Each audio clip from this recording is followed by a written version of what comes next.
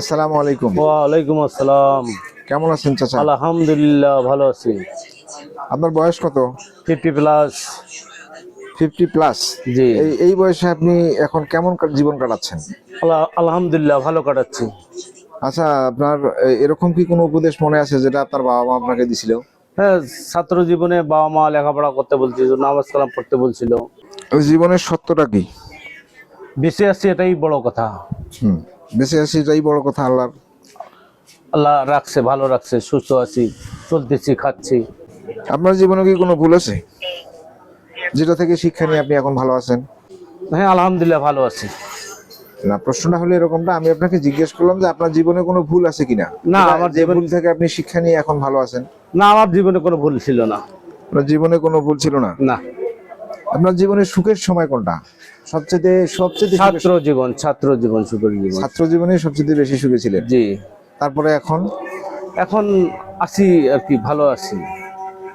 এখন ভালো আছেন? জি। আচ্ছা, এই যে আরেকটা কথা, সেটা হচ্ছে বর্তমান কিছুদিন আগে তো নির্বাচন হয়ে গেল, অন্তর্বর্তীকালীন সরকারের আমলে যে নির্বাচন হইলো, জি। অন্তর্বর্তীকালীন সরকারের যারা উপদেষ্টা ছিল, জি। তাদের বিরুদ্ধে কিন্তু এখন দুর্নীতির অভিযোগ প্রকাশ পাচ্ছে আস্তে আস্তে।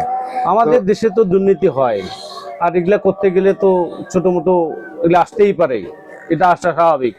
আপনি এটাকে কিভাবে দেখতেছেন? স্বাভাবিকভাবে দেখতেছেন? স্বাভাবিকভাবে দেখতেছি, আমাদের দেশের প্রেক্ষাপটে এটা কোনো ব্যাপারে নয়।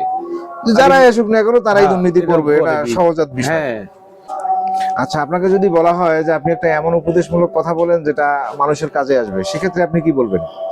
দিনের পথে থাকবে, তওবা তাওবা করবে। এখন তো দুনিয়া ধ্বংসের পথে, মানুষ আল্লাহকে স্মরণ করবে, তওবা তাওবা পড়বে। সামনে ইমাম মেহেদী বারে আসবে, বেশি দিন সময় নাই।